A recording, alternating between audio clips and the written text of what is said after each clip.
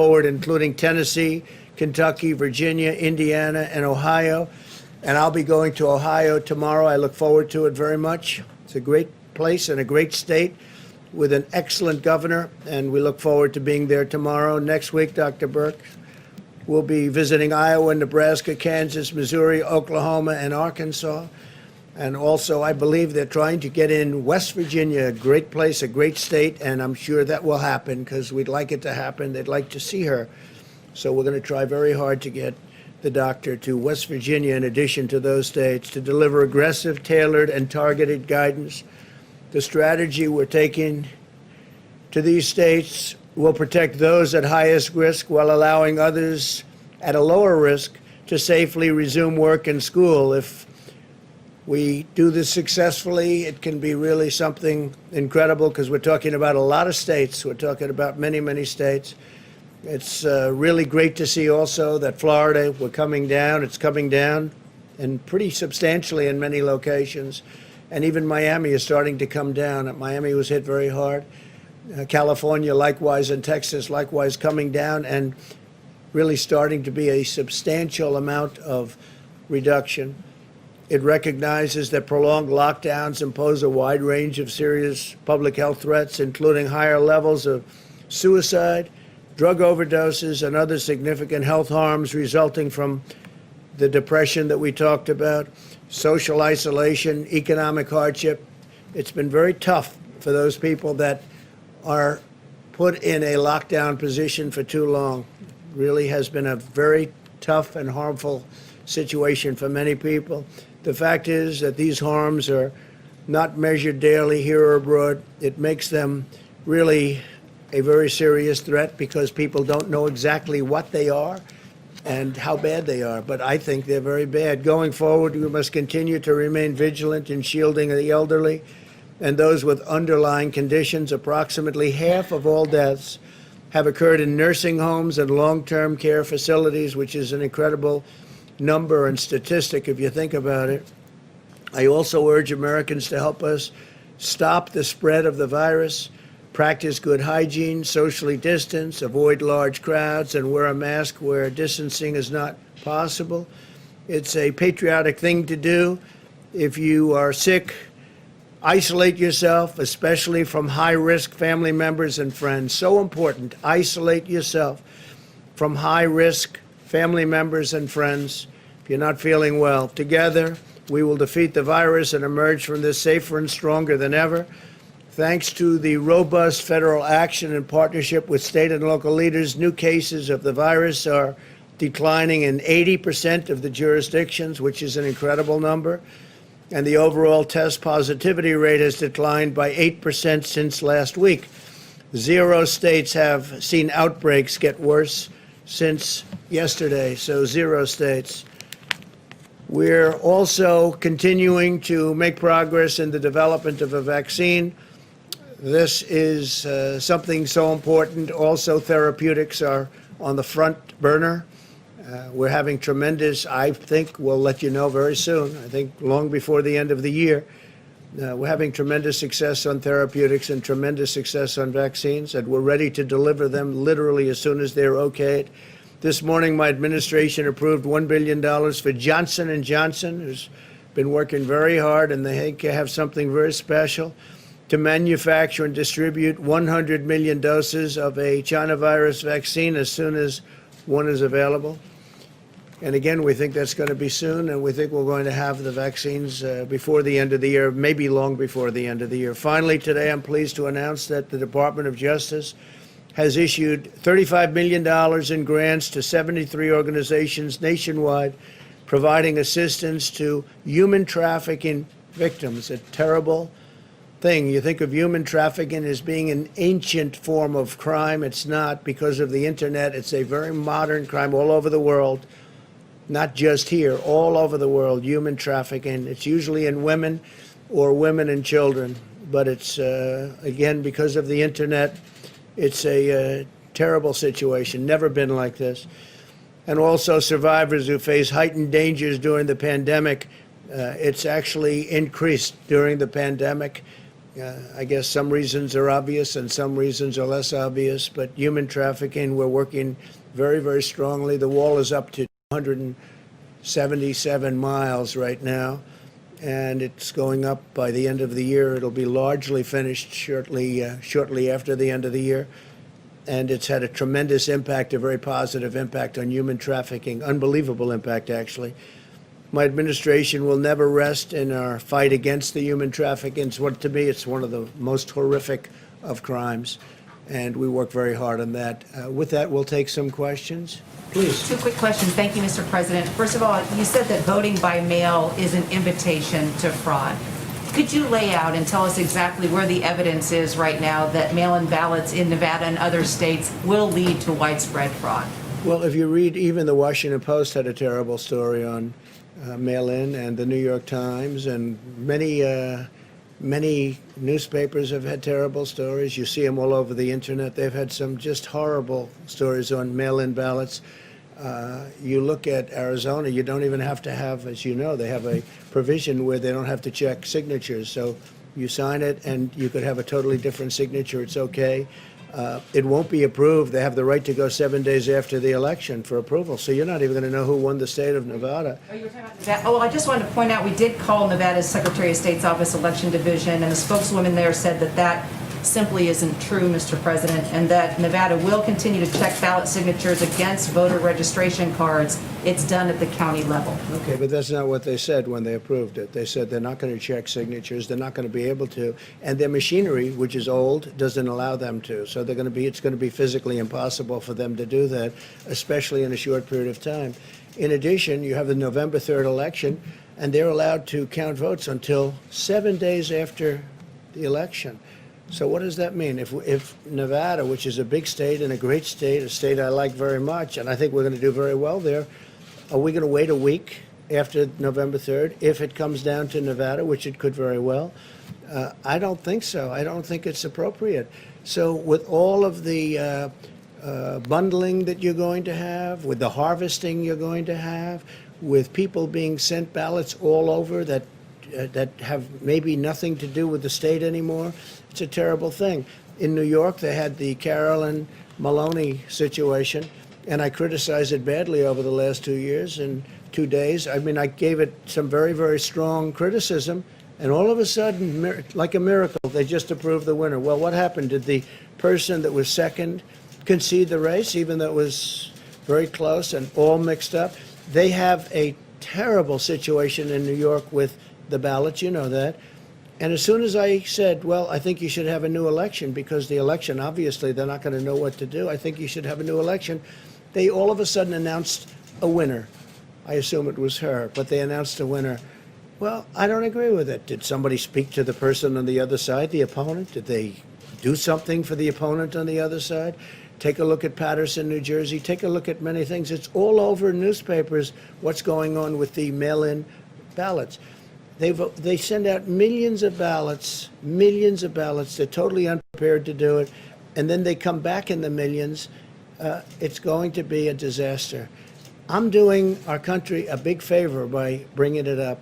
And, you know, from a common standpoint, even common sense standpoint, if you look at it just out of common sense and pure, basic, beautiful intelligence, you know it can't work. Now, Florida's worked very hard for years and years on developing a system, and I'm sure they probably have problems also. But absentee ballots are different than mail-in ballots, what you call universal mail-in ballots. Are much different. You have to apply for it. You have to do different things, and it's a much better system, and it's a system that can be reasonably accurate. But there's no system like going to the poll and voting. So I would like to find out why all of a sudden, out of nowhere, in the midst of all of this grief, why is it that they approved the New York race while you asked that question? Race, sir. There's no evidence of widespread voter fraud Which one? there. Oh, really? Well, then you're reading a different newspaper than me. Go ahead, please. The delivery and the postmark. Go ahead, please. Go. Sir, you said in an interview this morning on the coronavirus, this thing's going away. It will go away like things go away, despite ongoing cases and deaths. Going away. Isn't that, could you claim out of touch with reality? going away. No, it'll go away like things go away. Absolutely. It's no question in my mind. It will go away. Please, go ahead. President, you praised, Hopefully sooner rather than later. Mr. President, you praised Governor Ducey's handling of the epidemic in his state. One of the things that he did was delay the start of public schools opening. Is that a model that governors in states experiencing hotspots should do as the beginning of school does approach? Well, I'd like to see the schools open. I think many of the schools, most of the schools will be open. I can say that Republican areas want to see them open, and the Democrats probably want to keep them closed until after November 3rd because they think it's good for them politically. I actually don't think it's good for them politically. Parents want the schools open. We want them open. We want them open safely. We're going to practice very strong hygiene and all of the other things that I've enumerated many times. But we want to see the schools open. You're encouraging states to follow Governor Ducey's model here, and what part of that model was His model, I just think he's done a very good job. I mean, he's really done a great job. You look at the numbers, you look at how it's dropped, and very rapidly, he's done a great job. He's a great governor. Please. In an interview this morning, Mr. President, you were talking about opening the schools, and you said children are virtually immune from COVID-19, but children have contracted this virus, and some have died. When I from say it. that, I'm talking about from getting very sick. If you look at children, I mean, they're able to throw it off very easily. And it's an amazing thing because some flus, they don't. They get very sick and they have problems with flus and they have problems with other things. But for whatever reason, the China virus, children handle it very well. And they may get it, but they get it and it doesn't have much of an impact on them. And if you look at the numbers of in terms of mortality, fatality, the numbers for children under a certain age, meaning young, their immune systems are very, very strong. They're very powerful, and they seem to be able to handle it very well. And that's according to every statistic. Is it right? Yeah, please go ahead. Mr. President, at least two people connected to Kanye West's effort to get on the ballot have been connected to the Republican Party. Is this Whose ballot? To Kanye West. With Kanye He's getting on the West? ballot, including in swing states. And as you know, his wife has raised issues about whether he's having mental issues right now. So my question to you is, Hey, Kanye West does? I don't know that. Who said that? his wife said he might be going through an episode. I don't But know. anyway, my question I to like you him. is, I mean, I like him. He's always been very nice to me. are you aware of any of Talking the about efforts? Kanye West. Are you aware of, or have you encouraged anyone in the party to help him get on the ballot, including in swing No, states? not at all. No, not at all. Other than I get along with him very well. I like him. I like his wife.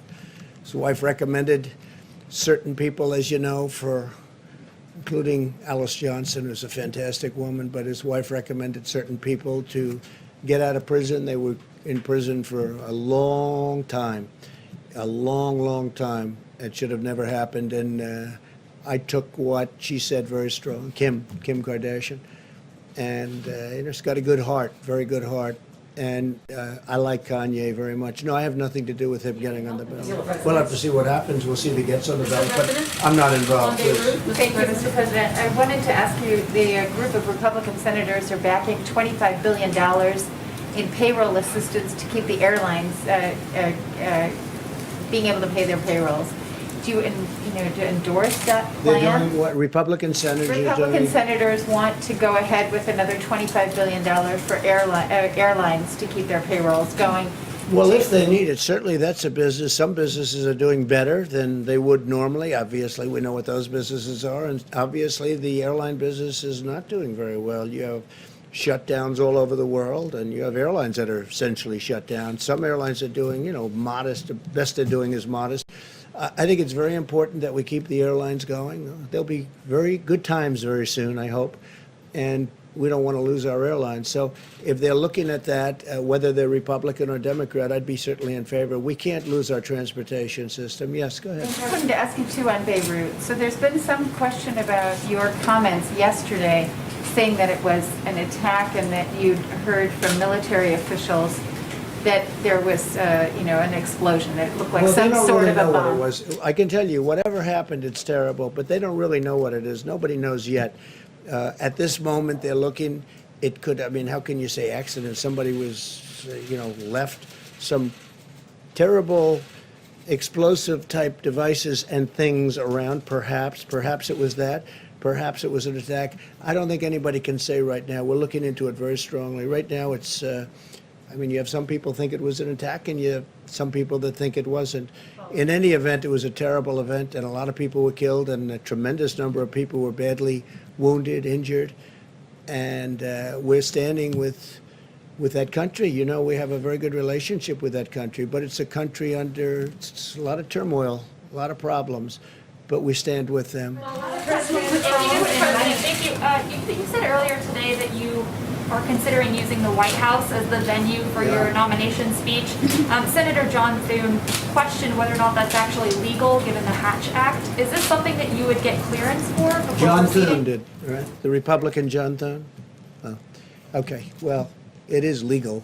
There is no Hatch Act because it doesn't pertain to the president.